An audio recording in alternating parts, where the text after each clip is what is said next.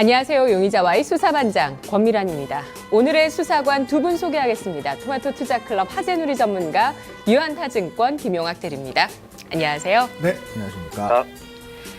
오늘의 용의자 그 면면 궁금하시죠? 소환하겠습니다. 오늘 첫 번째 용의자 현대차, 두 번째 용의자 삼성전기, 세 번째 셀트리온입니다.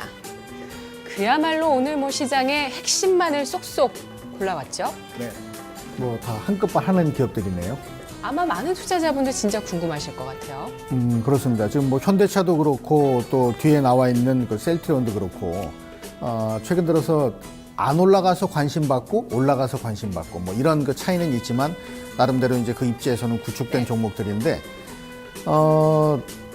사실 그 오늘 종목들 전체적으로 보게 되면은 좀 제법 시장에서 관심을 받을 만한 이유는 있는데 주가가 여기서 갈 거냐 말 거냐는 좀 고민스러운 부분. 그래서 아마 용의자가 됐겠죠? 오늘 두 분의 역할 상당히 중요할 것 같습니다. 김용학 대리님 코멘트 한마디만 해주실까요? 네, 뭐 다 대장주 위주로, 대형주 위주로 이렇게 좀 편입이 될 것 같은데요. 뭐 셀트리온 같은 경우도 뭐 코스닥의 대장주, 그래서 앞으로 향후 코스닥 시장이 이렇게 많이 올라온 시점에서 더 갈 것인가, 말 것인가 좀 중요한 역할을 하지 않을까 생각을 하고 있습니다. 알겠습니다. 새 용의자 매수를 고민하신다고요? 적어도 손실을 피하실 수 있는 방법 저희가 수사를 통해서 알아보겠습니다. 첫 번째 용의자 알리바이를 들어보시죠. 현대차, 알리바이, 자동차 업종 비관론이 과도하다. 가격 매력이 부각된다. 자, 이것 때문에 그동안 사셨다면 참 많이 속았다. 그렇죠. 라는 생각하시겠죠? 이 앞으로 대세는 아마 이 화석연료, 그러니까 석유나 가스가 아닌 천연가스 쪽이나 전기차나 수소차나 이런 쪽으로 가겠죠, 언젠가는. 근데 그 현대차가 그런 쪽에서 많이 좀 뒤처졌다는 얘기도 좀 나오다 보니 앞으로 기대감이 있을 거냐 하는 생각이 비관론으로 이제 확산된 부분이 있을 거고요. 또 미국 시장에서 현대차가 미국의 자동차 회사가 몇 년 전에 위기가 좀 있어서 문제거리가 좀 많았었죠. 그 시점에 상당 부분 시장 점유율을 올려놨었는데 다 까먹었어요. 네. 시장 점유율이 줄어버렸단 말이죠. 네네. 왜 줄었을까 하고 다시 뒤져보니까 그 까먹게 만들었던 걔네들이 다시 살아나 있다라는 거죠.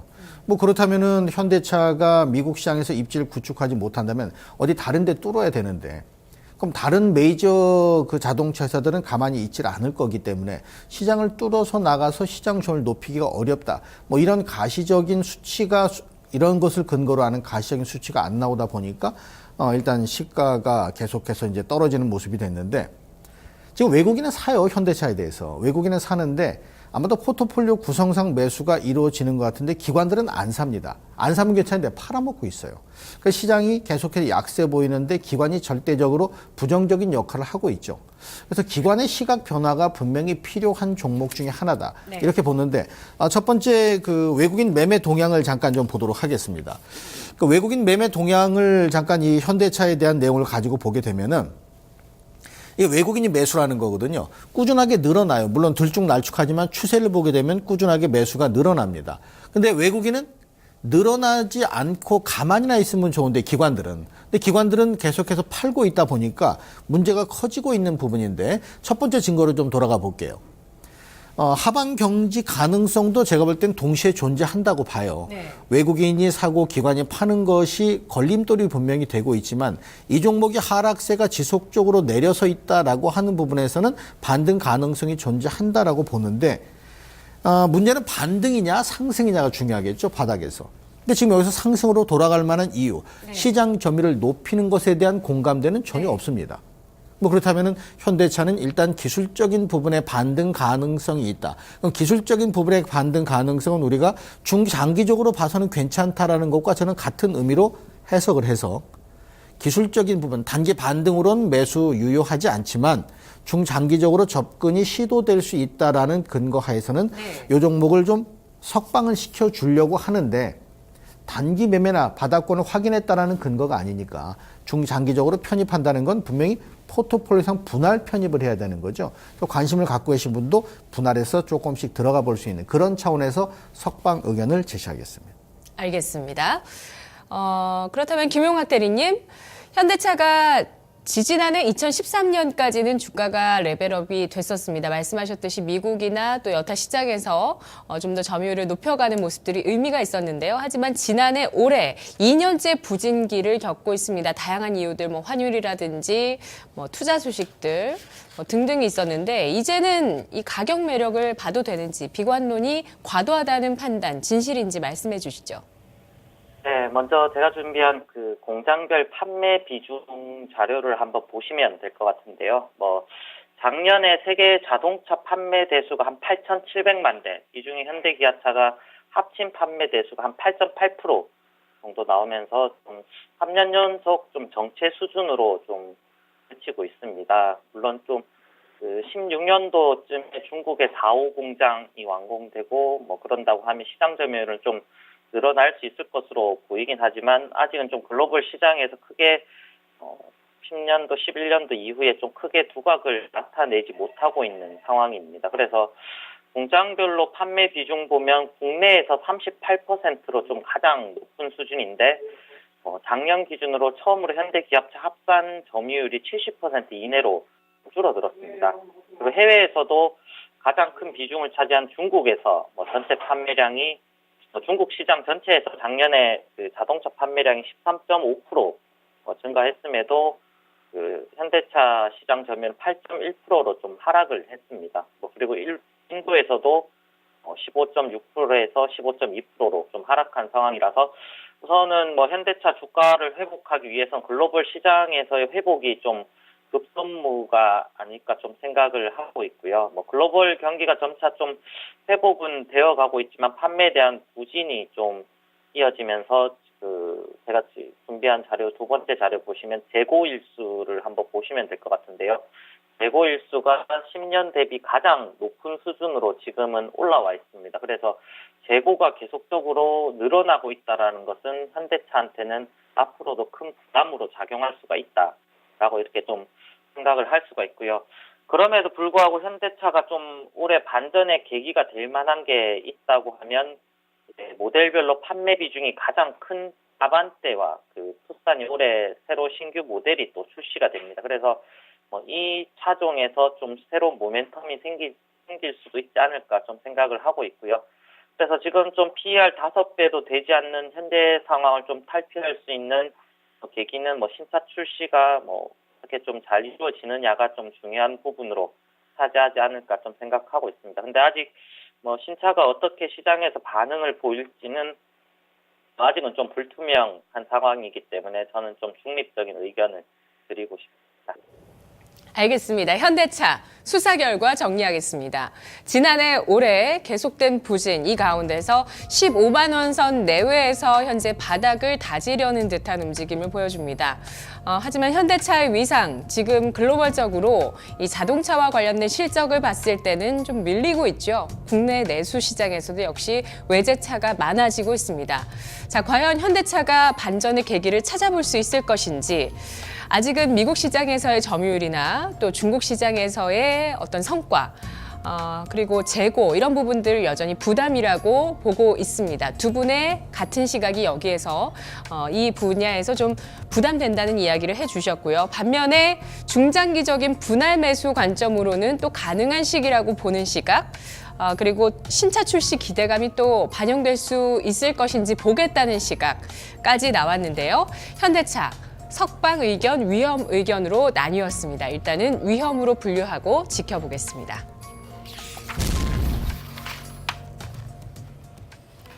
두 번째 용의자 삼성전기, 그가 말하는 알리바이 갤럭시 S6, 호평의 부품주의 목표 주가가 상향되고 있다. 갤럭시 S6에 들어갈 수밖에 없는 삼성전기 그렇죠. 부품이죠.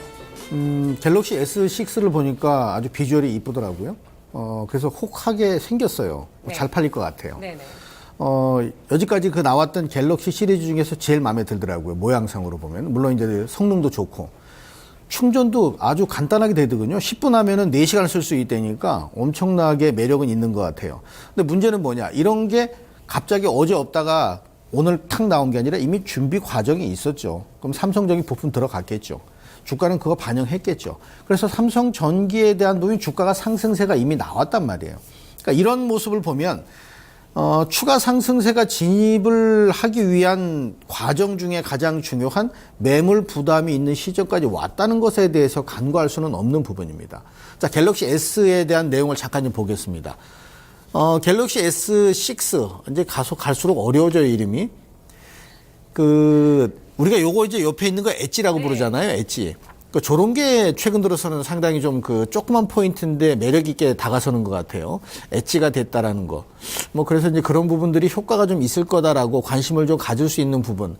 또 이거 발표하는 그 회장에서도 자신감 있게 기존에 발표할 때도 유튜브에서 중계를 해주잖아요. 근데 이번에도 유튜브 중계를 봤습니다. 유튜브 중계를 봤는데 기존에 휴대폰 출시할 때보다 엄청나게 자신감 있는 목소리로 들리더라고요, 그게. 이렇게 자신감이 있나 보구나. 뭔가 밀어붙이겠다. 그런 것에 대한 의미는 큰데, 네. 이걸 근거로 삼성전기의 주가를 좀 봐야죠. 두 번째 증거를 좀 보여주세요. 삼성전기 차트인데요. 삼성전기가 작년 10월 말부터 해서 꾸역꾸역 오르다가 멈췄다가 올 들어서는 계속 올랐거든요. 그럼 이 올라간 부분이 어디에 있냐면은 쭉 훑어가게 되면은 7만 원부터 7만 5천 원권까지 있는 그 물량들을 받아내는 시점까지 올라왔어요. 받아내야 되는 시점. 가려면은. 네. 근데 이 상태에서 이걸 치고 나갈 만큼 앞에 거래를 몽땅 아우를 정도의 거래가 수반됐느냐면 그렇지는 않거든요. 그렇다면 앞에 물량들이 현재 시점에서는 단호하게 매물 부담으로 자리매김을 하고 있는 시점에 왔다는 얘기입니다. 기간 조정일까요? 가격 조정일까요? 앞으로는? 앞으로 현재 시점에서는 가격 조정이라는 것보다는 일단 기간 조정 면이 좀 더 클 것 같아요. 자, 왜 그러냐면은 가격 조정이라고 하는 것보다 기간 조정이 필요한 건 얘가 돈 벌 수 있는 더 전제 조건인 갤럭시 시리즈가 나왔잖아요. 이게 잘 팔린다면은 거기에 부품이 계속 들어가지 않도록 시장은 반응을 하죠. 그래서 그 기간이 어느 정도 되느냐가 중요한 기간 조정이 좀 필요할 것 같다라는 생각이 들어서 지금은 따라 사서는 영락없이 물릴 것 같다. 기간 조정 오래될까요? 갤럭시 S6가 얼마나 잘 팔리냐에 따라 달라지겠죠. 하루에 몇 대가 팔리느냐, 한 달에 몇 대가 팔리느냐, 여기에 따라 달라질 것 같습니다만은. 그래서 지금 현재 시점에서 따라서면 물릴 확률이 적어도 내가 수익 낼 확률보다 높을 것 같다. 그렇다면 안 해야죠. 그래서 지금 요 삼성전기는 위험에다가 놓도록 하겠습니다. 알겠습니다. 김용학 대리님, 갤럭시 S6가 2분기 초반부터 4월부터 팔리기 시작합니다. 일단은 기대감은 충분히 반영됐다는 시각을 앞서서 얘기해 주셨는데요. 그렇다면 삼성전기의 랠리는 여기까지인가? 진실일까요? 거짓일까요? 어떻게 보시죠? 네, 삼성전기 제가 첫 번째 준비한 PBR 추이 한번 보시면 2010년도 16만 원 고점 찍은 이후에 주가가 좀 약세를 보였었는데요. 갤럭시 S5 4랑 5가 좀 그다지 시장에서 좀 주목받지 못하면서 PBR로 따졌을 때 역사적 저점 부분까지 좀 하락을 했었습니다. 근데 지난 갤럭시 S4가 한 4천만 대 이상, 그리고 S5가 한 3,700만 대 정도 판매를 했었는데요.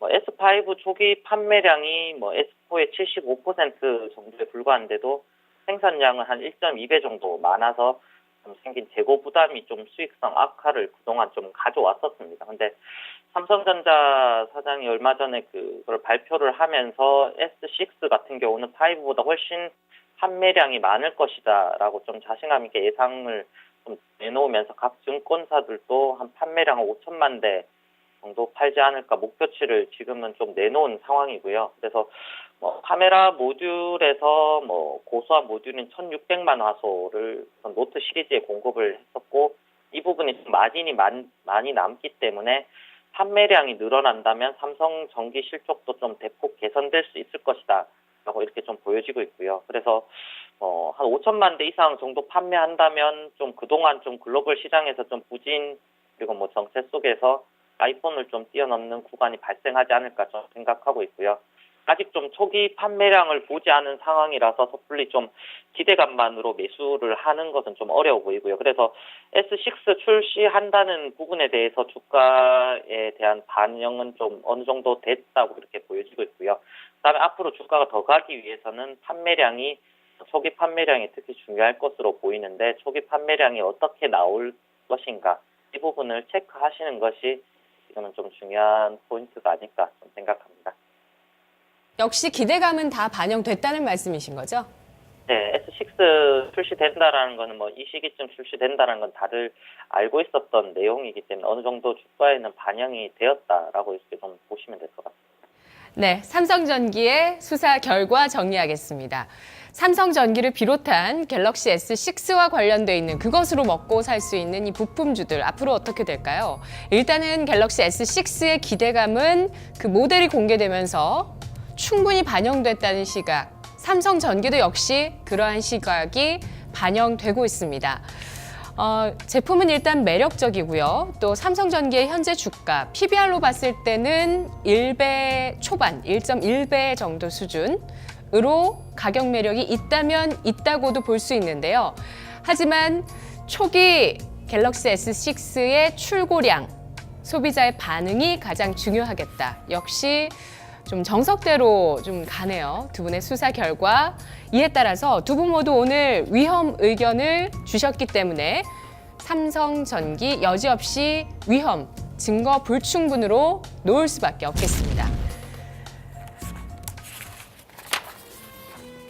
세 번째 용의자 셀트리온.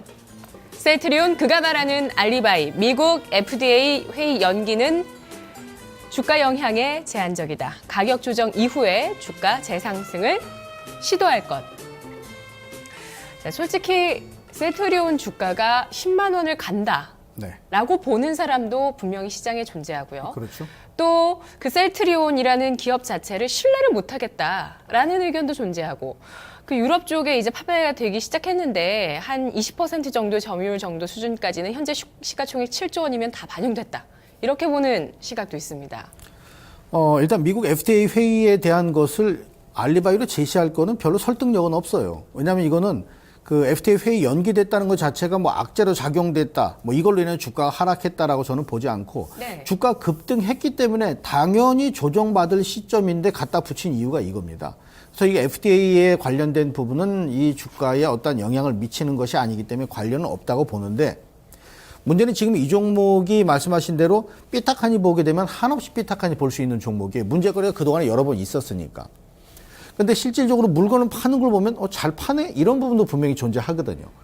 근데 우리 시장의 이 바이오주나 이런 또 이 제너릭이나 어떤 그 관련된 종목군들이 움직이는 게 눈에 보이는 단초를 제공한 게 미국 시장이거든요. 미국 시장에서 화이자의 주가 상승세가 이어지면서 화이자가 그 제네릭 관련된 회사를 인수하면서 주가 상승 때문에 물꼬를 터줬단 말이에요. 네.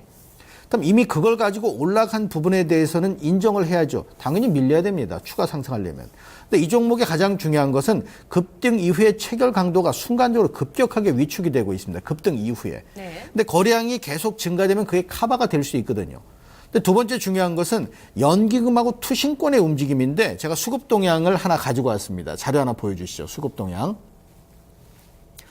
첫 번째 보게 되면 이게 지금 그 셀트리온 최근 수급 동향인데 위에는 매도지만은 여기를 밑에를 보시게 되면은 기관 쪽의 매수가 엄청나게 급증하는 하루에 막 120만 주 샀죠? 2월 13일 날. 거기에 보면은 투신권, 연기금, 지자체 큰 기관들은 다 들어가 있어요. 네. 그럼 저 기관들이 왜 들어갔을까? 리스크가 없다고 생각해서 들어갔을까? 아니면 긍정적인 재료에 더 무게를 실었을까? 네. 이렇게 생각한다면 리스크가 있더라도 긍정적인 부분이 더 강하다 해서 들어갔을 거란 말이죠. 아직 대부분의 수량을 팔질 않았습니다. 네네. 그렇다면 주가가 상승할 가능성은 저는 있을 거다라고 보는데 네.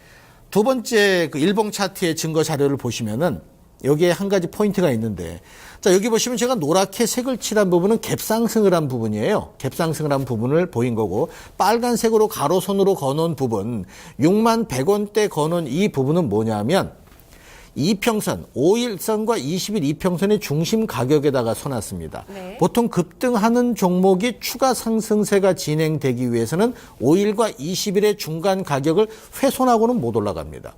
근데 그 가격권 위에서 리바운딩이 나왔다는 얘기는 네. 밀려도 그 가격권대가 깨지지 않을 수 있다는 걸 일단 단적으로 보여준 거다라고 저는 생각하거든요.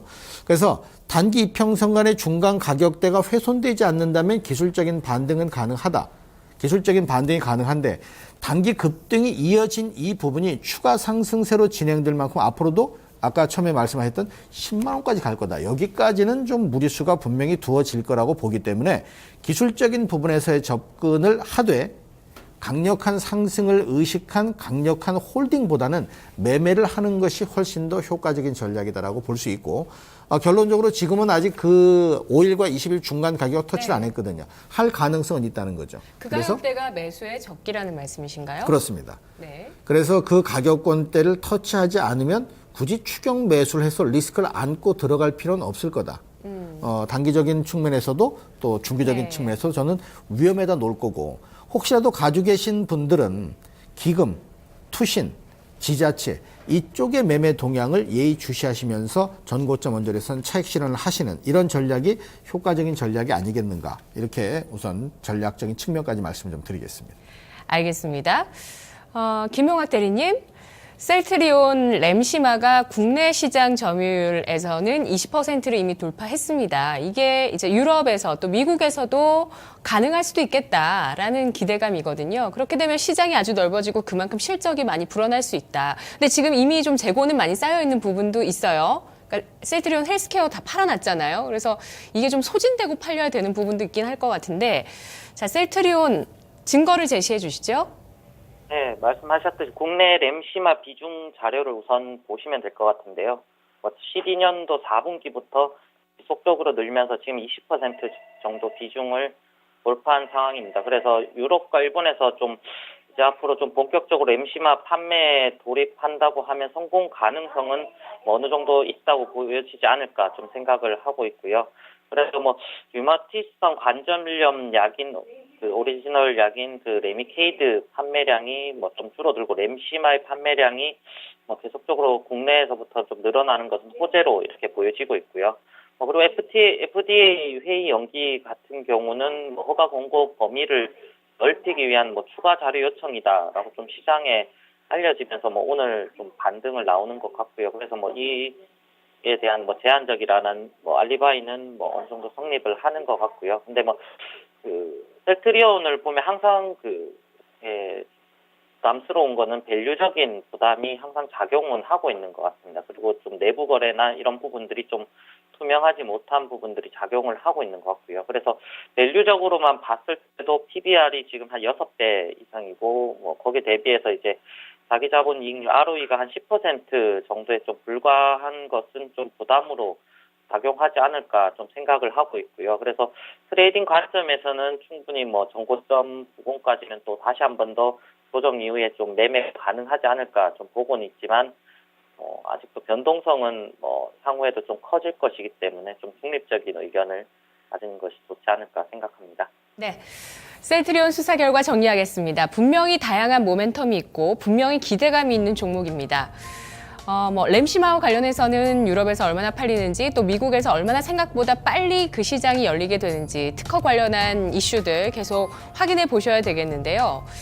자, 어쨌든 또 조금 미심쩍은 부분들은 판매하는 유통 경로가 일단은 셀트리온에서 셀트리온 헬스케어 제약 쪽으로 이미 좀 팔아나서 재고가 쌓여 있는 부분이 있고요. 또 화이자에서 지금 만들고 있는 바이오시밀러가 셀트리온 분야와 또 겹치는 부분이 있다는 것도 좀 의구심, 약간 미심쩍다고 해야 될까요? 앞으로 기대감이 그만큼 크진 않겠다고 볼 수 있는 대목이 될 수도 있겠다고 합니다. 과연 기관이 얼마나 무리수, 기대감을 확실히 던져줄 수 있느냐가 셀트리온 주가의 향방이 될 것 같고요. 일단은 저희 위험으로 분류하겠습니다. 이렇게 해서 세 용의자 모두 위험이고요.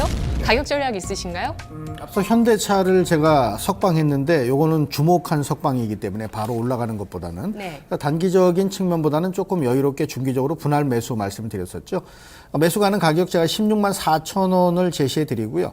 목표가 18만 5천 원, 손절가 15만 9천 원, 손절가 상당히 좀 박하게 잡았습니다. 왜 박하게 잡았냐면 못 올라가면 거기서 계속 머물러 있을 거기 때문에 이렇다면 개인 투자가한테 득이 안 되거든요. 그래서 짧게 손절가 잡아드리면서 현대차에 대한 부분을 오늘 전략으로 제시해 드리겠습니다. 네, 오늘 김용학 대리는 모두 위험 의견 주셔서 가격 전략 없으시고요. 오늘은 현대차의 중장기적인 전략을 남겨드립니다. 내일 다시 보죠.